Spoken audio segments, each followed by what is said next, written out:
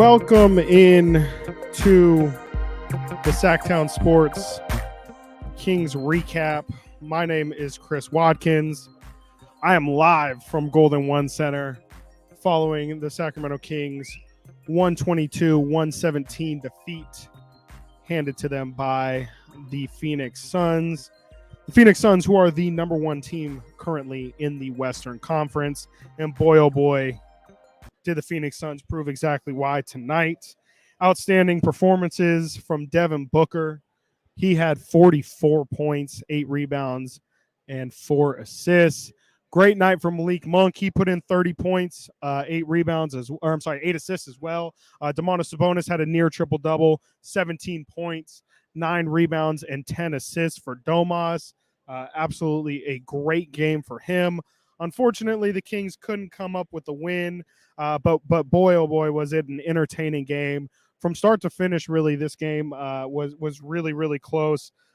There were, let's see what the biggest lead was. I believe the Suns' biggest lead was 10 points, which happened there in the fourth quarter, only for the Kings to quickly exterminate that and make it a 2-point game. And that's really how close it was until the end of this one, where the Kings had a chance yet again, much like the other night against Atlanta, where it definitely felt like had a chance to pull out the win in today's game and just couldn't get it done. Unfortunately, tonight definitely felt like it was even more in grasp as right in front of me here. The Kings had an opportunity. They stopped the Phoenix Suns on their last possession, couldn't secure the defensive rebound, something that this team has actually been one of the best in the league at this season, being in the top 3 in defensive rebounds and defensive rebounding percentages. That's usually a strong suit for this team, is ending possessions like that. And just tonight, at the absolute worst moment it could have happened, the Kings couldn't secure the rebound, and Phoenix was able to run the clock out and secure this one pretty comfortably in the end. Like I said, Kings fall 117-122 here in Golden One Center. Really, really was a fun night. Devin Booker. I mean, if we're going to start anywhere in this recap show, it's got to be with Devin Booker, who was just a bad man all night long. He got an early technical foul. It seemed like that might have given a little spark to his game. Because after that, it was all Devin Booker, and it felt like he did not come out of this game. And Phoenix needed him for every single one of his points tonight. Again, put up 44 points. Let me see how much he finished percentage-wise with. There was a point in this game he was 12 of 6 from the field. I was absolutely lighting it up. Felt like he couldn't miss. Finishes 17 of 28, 9 of 9 from the free throw line. Only 1 of 6 from 3 from Devin Booker. And the Kings tried everything. This to me was eerily reminiscent of the Clipper game earlier in the season without the missed free throws. In that Clipper game, it was the second game of the season. Paul George had 40 points on them, dropped a 40-burger. Devin Booker was able to do the same tonight. He just could not be stopped, and the Kings had no answer for him no matter what they tried. We saw KZ Okpala get a nice little stretch run in that second quarter. I thought he played really well on Devin Booker. But, when you're going against somebody like him, it's a cliche, but you can't stop him. You're only hoping to slow him down, and the Kings couldn't even do that tonight. I thought Davion Mitchell played some great defense on Devin Booker, especially in that fourth quarter, made his life incredibly difficult. He got called on I think it was the right call to call Davion on that last little shot from the corner of the paint where Davion did get called for a foul. I do think Davion hit his wrist, but Davion was just absolutely in his chest all night, and that's the kind of defense you expect from a player like Davion Mitchell. Big ups to him. I think his stat line doesn't show how big of an impact he's made. This is now 2 or 3 straight games in a row where I felt like he's came in that third quarter, especially to close out the third quarter, and just played phenomenal defense on the opposing team's best player. Big night for Davion Mitchell, in my opinion, regardless of the 7 points, 2 assists, 3 rebounds that it says in the box score, 2 of 7 from the field. I think Davion's offense is obviously where he needs to improve the most, but if he can continue to give that kind of effort every night on the defensive end. He's going to always have minutes on this team, and he's going to absolutely have his value, as you saw him closing out this game tonight as well. I think he absolutely deserved to be in that closing lineup with his defense on Booker. And, on a night where Harrison Barnes didn't have it, Keegan Murray we'll talk about him a little later, but Keegan's starting to find his game. Mike still is not comfortable with throwing him into the final lineup. Good to see Davion earn that spot for him tonight, and I thought he played pretty well. Let's see here. Let's go to the comments. Give me your thoughts on tonight's game. Put them in the comments section. Make sure to hit the thumbs up so people can hop in and join in on the fun tonight. I know it's not fun when the Kings lose, and this is now 3-game losing streak, which the team is on after losing the last 2 of their road trip to Atlanta and to Boston. Tonight would have been 8 straight at home for the Sacramento Kings if they would have pulled through today. Unfortunately, couldn't get that done. They moved to 6-5 on the season at home, which is ultra disappointing as well because Phoenix came in tonight, not a good road team. They were 2-5 on the road coming into tonight. They're a much better home team where they're 10-1 at home. They've really gotten it done down in Phoenix, but have really struggled when they've hit the road, and we didn't see much of that struggle tonight. I mean, as previously mentioned, Devin Booker had no issue finding his shot tonight. He was hitting everything. Damian Lee, I mean, come on. Damian Lee, this is a little personal. It felt personal to me because for some reason I don't enjoy Damian Lee's game, and it was really unfortunate that he was the one that really put us away tonight. That was a shame, but good on him because he had a lot of open looks and he knocked it down. I think that's exactly what Mike Brown would have hoped from his defense. I think we've seen the Kings implement this before, where especially what comes to mind is the Warrior game that was at home here a couple Sundays ago, where they blitzed Steph Curry every time coming off the pick and roll. They would double team him, force him to make the pass, make somebody else make a shot. And I think they had a similar plan tonight with Devin Booker after he got going, that it was just, please, anybody besides Devin Booker can beat us, but we cannot allow Devin Booker to continue to just kind of get whatever he wants. And you know what? Big up Damian Lee. He absolutely stepped up tonight, and he hit some really big shots down the stretch. And in that fourth quarter, he was 6 of 11 field, 37 point game. Big game for Damian Lee. Finishes with 15 points, 5 rebounds. That's the kind of thing that they needed tonight on a night where they really didn't have too much continuity offensively. Mikal Bridges was who was normally a really good shooter for them, finished the night 1 of 6 from 3, only had 13 points. DeAndre Ayton for a while looked like it was going to be a big night from him. He finishes with 17 points, 12 rebounds on 8 of 10 from the field. Let's see here. Let's go to the comments. Wow, some harsh comments here from your average gaming warrior 2022. Of course, Sacra Fraud. Wow, that's a tough one. Sacra Fraudto defense blows it again. I can't lie. I don't agree with the fraud statement. I think this team is what they are at this point. They're definitely not one of the top teams in this league, but they showed tonight against the Phoenix team who's at the top of the Western Conference right now. They can compete on any given night, and especially at home, they're going to make it tough on just about anybody. They'll figure these things out. It's tough. They've been in a lot of close games this year. That's a good thing to see, but they have to learn how to win these kind of games when the other team is heavily reliant on one player. But yeah, the defense absolutely was not there tonight. In the first half, both teams were shooting 60%. The Kings offense is not a problem at all, but if they could just slow another team down to have them shoot regular percentages, 50 or just under 50%, this team will start blowing people out. But that's a big if, because they have really shown no, I don't want to say no effort on the defensive end, because that's just not going to be true with any Mike Brown team.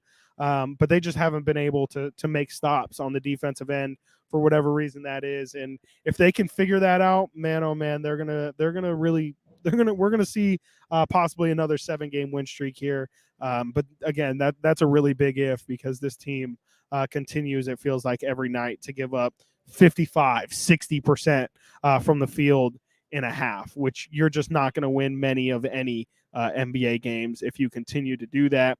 What's up with Fox? This is a very good question. De'Aaron did have a slow night tonight, 11 points, 5 rebounds, 5 assists. But to me, the thing that stuck out was his minutes.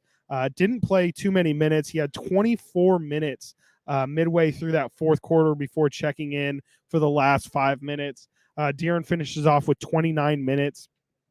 Might not look that mysterious, but in the game, it definitely felt like De'Aaron was purposefully being held out. I don't know. I haven't heard anything about any injury or anything like that. So that's absolutely something to monitor. But De'Aaron Fox definitely did not. I don't want to. He was not given the kind of minutes like this was a do or die game tonight. So that's absolutely something to monitor, something very interesting. De'Aaron Fox had a very, very slow night and didn't get a lot of minutes. So definitely be on the lookout for some news like that. It could have just been a rest day. I don't think so. This team hasn't played in a couple days. They're coming off a road trip. Everyone's probably tired. That's probably not a good enough excuse. I think De'Aaron will absolutely be ready to go. Ooh, voice crack there. Excuse me. excuse me. It's been a long night. De'Aaron Fox, I definitely expect to be ready for Wednesday's game against Tyrese Halliburton, Buddy Hield, and the Indiana Pacers. That should be an absolute blast. Cannot wait for that one. Both teams showed well enough. Refs just wanted the team in first place. I don't know about that. I'm not going to go that far. I didn't think the whistle was too bad tonight. The Kings have gotten some pretty terrible whistles so far this season, but I didn't think tonight was one of those nights. There's some fun stuff going on here on the concourse of Golden One Center. People shooting free throws. They're getting booed by the Kings radio broadcast crew. This is really, really funny stuff. Let's get back to this stream here.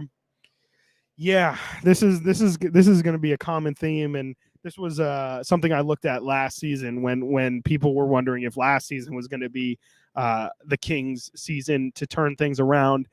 And you just got to look as far as their division, where where do they rank in their division even? Where you have the Phoenix Suns, who are the number one team in the Western Conference. They have the Warriors, who we all know how the Warriors' pedigree is, and they're struggling, but they're just around the same spot that we are, and we're playing well. They have the Clippers, who are an incredibly tough team, have 2 superstars and Paul George and Kawhi Leonard, have Tyronn Lue, who's one of the best coaches in the NBA. They're incredibly loaded, just a deep team. Are the Kings better than them? I don't know. Obviously, if they have their stars going, I think it's tough to bet on the Kings in that situation. The Lakers are, oh my goodness, somebody just shot one of the free throws over the hoop. It just went over the hoop into the third row. Wow, that was incredible. So the Kings have a really, really tough division. I'm not even going to mention the L word, the Los Angeles Losers, because we're not concerned about them this season. The Kings are a better team than them, and there's really nothing we need to worry about in terms of them. But the Kings absolutely have a very, very tough division, maybe the hardest division in basketball, or most competitive division in basketball right now, and that does them absolutely no favors, as they have to play all of those teams 4 times. This is the first time they've played Phoenix this year. We got 3 more matchups against them. They didn't have Chris Paul tonight. Didn't have Jay Crowder tonight. Didn't have Cam Johnson tonight. They've been out for an extended period of time. Who knows if the next time the Kings play this team, if they'll have them. But scary team are the Phoenix Suns. Kings aren't going to be able to avoid them at all this season. Is this my 3rd straight post game? No, I did not do the Boston game. I had to think about it. 3 and 4. This is my 3rd post game in 4 nights. Not 4 nights, 4 games.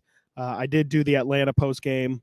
I did the Memphis post game. I did not do the Boston post game, and I am doing this one. Our loyal leader, Nick Cattles, is out sick tonight, so he couldn't make it. He also is traveling as well, so I'm filling in. And glad to be doing it. I really enjoy doing these post game live streams. Be sure to get your comments and your thoughts in the chat, and I'll make sure to get to them. And let's see here. Oh, this is interesting. Can't find a trade on the NBA trade machine where the Kings can acquire some interior defensive help.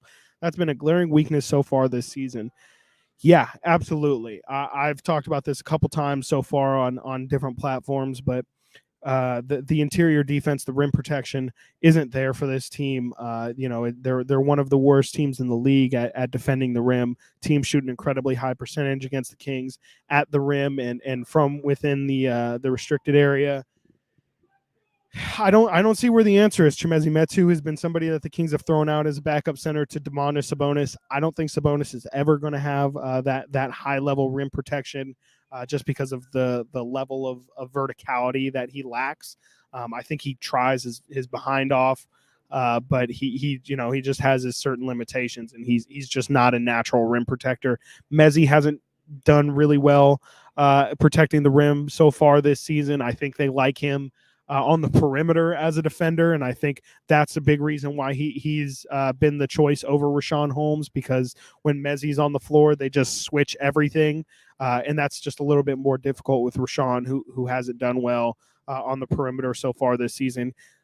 In theory, I think Richaun is a better rim protector. Richaun only has one block so far this season, so practicality, it has not bared out that way. But I will absolutely that to me is the biggest glaring weak point for this team. And if they do make a deal, whether it be a big, trading Harrison Barnes and Richaun Holmes for somebody, or something smaller, just acquiring a small asset, I definitely see rim protection being the thing that this team addresses first, because they're just not going to get better until they fix the foundation of the center of the rim, or the center of the paint, I should say. Absolutely hit that like button, y'all. There's we got quite a few people in here right now, and it does not match the amount of likes that we have on this stream, so please be sure to hit that like button. It means so much more than you know. We absolutely need rim protection. Ooh, this is interesting here. Keegan to the G League to bring back his confidence. I don't know if we need to go that far. Keegan's the number 4 pick in the draft. Not that the G League is beneath him at that point, but it's just, I don't think that's the answer. I think, he might get a little bit of confidence just from dominating down there and being able to find his game, but I don't necessarily think that that's going to 1-for-1 translate back to the NBA. I think he's got to figure it out here, and I do think that it's not. It's more of it's definitely a confidence issue for sure with him. I don't think he's down on himself per se. I just think he's incredibly hyper aware of the physicality and what is on the other side of his shots. He very much is I think just not being as aggressive as he needs to be, especially around the rim where he's really floated some shots up, and we've seen them get sent very, very far away. So I don't think we need to send him to the G League, but maybe I proposed this on my Saturday show, Kings Weekly with Chris Watkins, myself. Please be sure to check that right here on the same YouTube channel. Maybe moving him to the bench. We saw KZ Okpala come in tonight. He played on Saturday as well, against Boston in Boston. He played 20 minutes.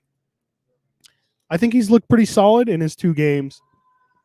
Even when KZ was starting earlier in the season, he wasn't playing 30 minutes a night. He was playing anywhere from 5 to 15, 20 minutes a night. I absolutely think you can still bring him in the starting unit, but not necessarily play him like starter minutes. I just think Keegan kind of needs a little bit of a change. I think he's having an issue finding his offense with that starting unit. There's so much attention on Kevin Huerter and De'Aaron Fox and Domantas Sabonis when the starters are in. I think it's really tough for Keegan to kind of figure out when to pick and choose his spots. Where off the bench, we see Malik Monk is clearly the number 1 option off the bench, and everybody else just kind of follows suit. And I think that's just a lot easier for Keegan at the moment just to kind of simplify things and kind of figure out things on his own pace. Let's see here. Thunderbird being incredibly active in the chat. I love it. I love it. I love it. Trade for Miles Turner. Get Dwight Howard. No comment on the Dwight Howard thing, but Miles Turner. I just don't think the Kings have enough assets to acquire someone like Miles Turner.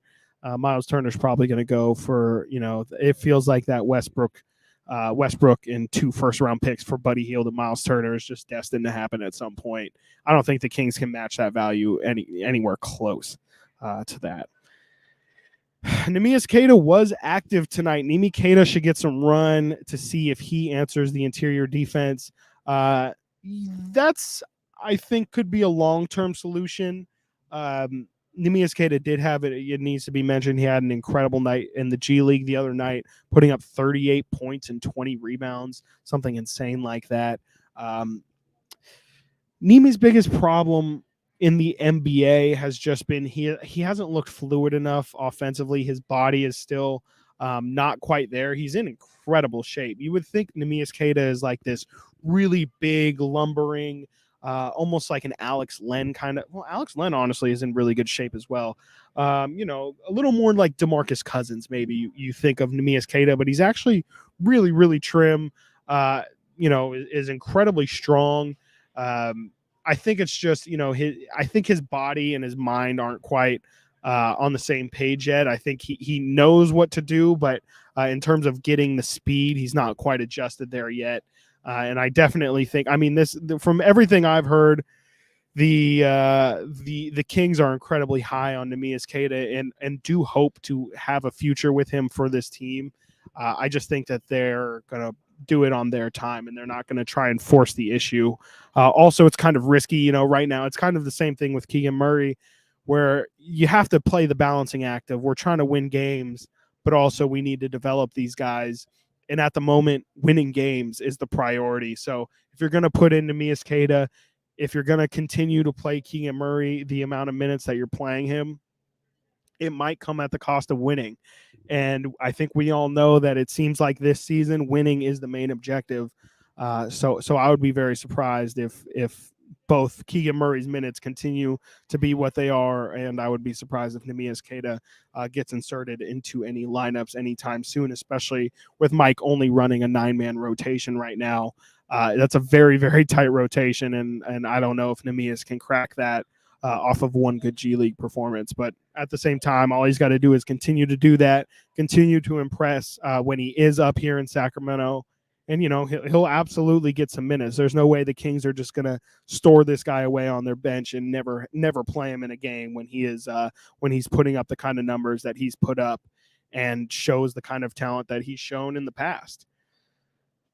This is something I've gotten asked off air before. Is the Jay Crowder rumor legit? No, I guess I would say no would be the easiest answer. The Kings are not in communication to acquire Jay Crowder at all. Sam Amick, I'm sorry. James Ham of the Kings Beat reported that the Kings are not currently in any conversations to deal Harrison Barnes. I think Harrison would be the most logical person to be involved in a Jay Crowder trade. I think the Kings should get more value than Jay Crowder in that instance. But I just don't see who else the Kings could potentially move for Jay Crowder. Looking at this Phoenix team tonight, there's a possibility that they might be interested in a Rashawn Holmes reunion, but I think they really like Jacques Lawndale, who gave them some good minutes in that fourth quarter. Bismack Biyombo played a lot more than I was expecting tonight. So maybe Phoenix would be interested in a backup center position with Rashawn Holmes. But again, I kind of think that Phoenix can probably get a little bit better of an offer for Jay Crowder than Rashawn Holmes and his contract. His contract is absolutely a big part of all of that. Will Tyrese? Oh, who gets booed more, Tyrese or Buddy? I don't see Tyrese Halliburton getting booed at all. I really don't. I don't think when he comes here on Wednesday, him and Buddy Hield, along with the Indiana Pacers, I don't see Tyrese really getting booed. From everything I've heard from fans that I talk to, from media members, from just the general vibe. I never got, especially from social media, I never got that people were really down on Tyrese Halliburton at all. It really feels like people really love Tyrese and would. I've I've heard more than a couple people mention that they would much rather have Tyrese Halliburton over De'Aaron Fox.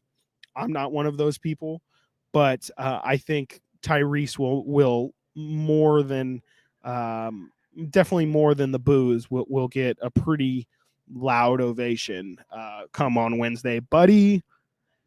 I think Buddy's going to get some cheers for sure, but I also will not be surprised when there's a healthy amount of boos. I mean, Buddy is the all-time leading 3-point maker in Sacramento Kings history. He absolutely deserves some respect for the amount of time that he spent here in Sacramento. He was the feature piece in the DeMarcus Cousins mega deal. So I think there's some good feelings on that, because usually in a deal like that, you get a lot of young pieces, and they don't always pan out that much. I think Buddy was an incredibly solid piece to get out of that deal. It's just kind of unfortunate that the Kings weren't able to capitalize too much on those assets, though they did get by virtue of not playing well without DeMarcus Cousins, they were able to get in that number 5 spot, select De'Aaron Fox. But with that number 10 pick, if you'll all remember, they traded the number 10 pick for 15 and 20 and got Justin Jackson and Harry Giles, both of which are no longer on this roster. Harry Giles is out of the league. Justin Jackson, I believe, is deep on the Boston Celtics bench. So, not too much besides Buddy was gotten from that DeMarcus trade. Buddy served his time here admirably well. He got us a great return with Domantas Sabonis. You really can't be too upset at him. It's not anything near a Marvin Bagley situation where there's a lot of bad feelings, a lot of nasty messages back and forth.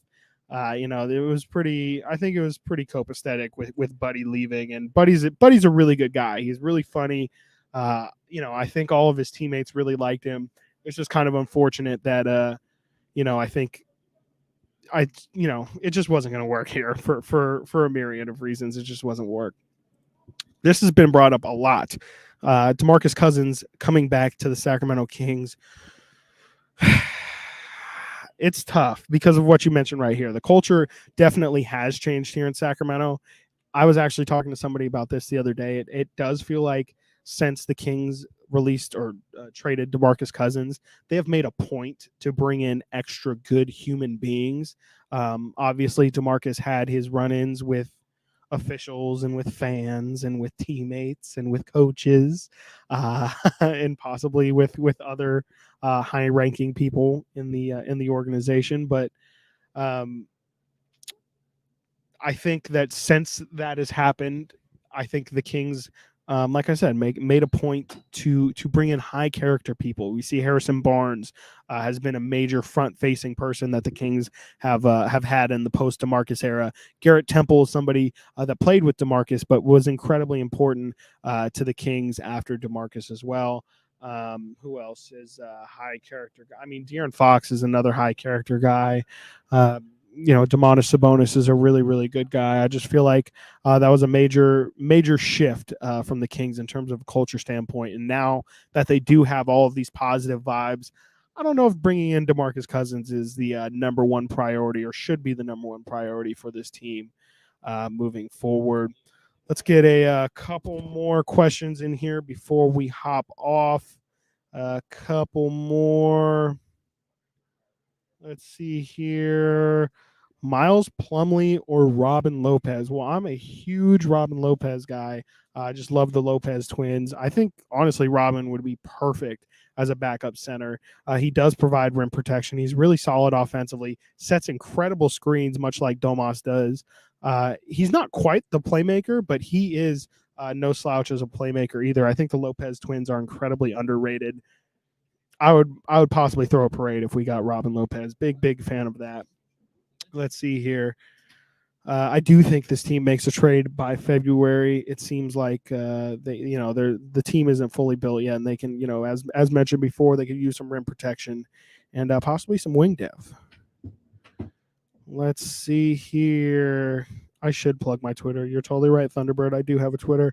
You can follow me at Chris M. Watkins, Chris M. Watkins, Watkins. You can watch these streams after every single Sacramento Kings game right here on Sactown Sports 1140's YouTube channel. We are also live streaming on our Twitter page as well, so be sure to always look out for those. It will not always be me hosting these things, even though I have done quite a few recently. It's a nice little rotating panel of myself, Carmichael Dave, Nick Cattles, and Rami Maklov. I don't know who has the next one. That's what I was just trying to find out. But beyond the, you know what? Here's a teaser. Find out who's going to host next time on Sactown Sports Kings Recap. My name is Chris Watkins. Thank you all so much for joining me. Have a good night. Unfortunately, the Kings cannot pull this one out. Phoenix wins 122-117. Big night from Devin Booker. Big night from Malik Monk. Should be a fun one come Wednesday when Tyrese Halliburton and Buddy Hield come to town to face De'Aaron Fox and the Sacramento Kings. Until then, see y'all and have a great night.